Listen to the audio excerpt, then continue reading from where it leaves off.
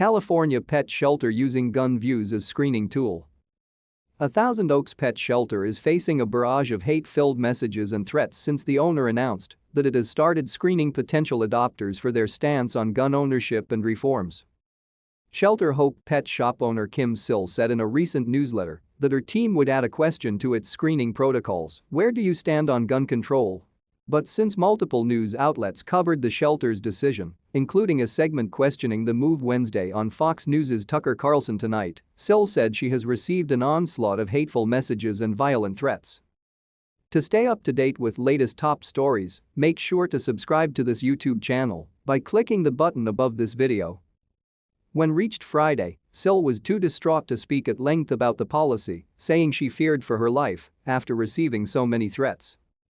She said she was awaiting help and updates from the Ventura County Sheriff's Office after reporting dozens of voicemails, emails and calls threatening her and the pet shelter. She also said she planned to close the shelter for at least a few days amid the onslaught of vitriol.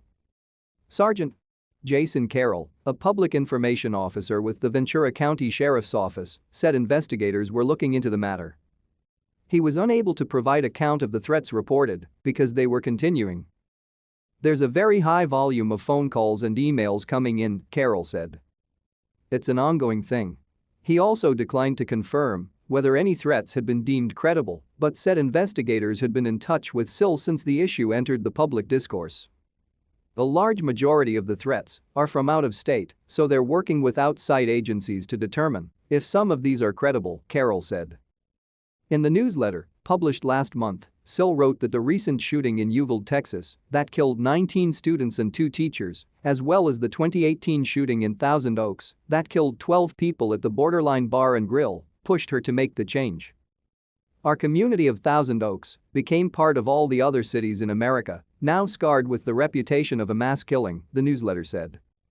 Shelter Hope Pet Shop in no way will continue to operate if we are even remotely part of the problem. "We support teachers, children, and businesses who provide services to the public, but we've had enough of all the senseless killing." In a statement sent Friday evening to The Times, Sill added that her sister had been killed in an act of gun violence, so for her the issue hits close to home. Sill told Fox News earlier this week that her sister was shot and killed by her husband in 1998. "He bought a gun 2 days previously, with no mental health check, and killed her," she said.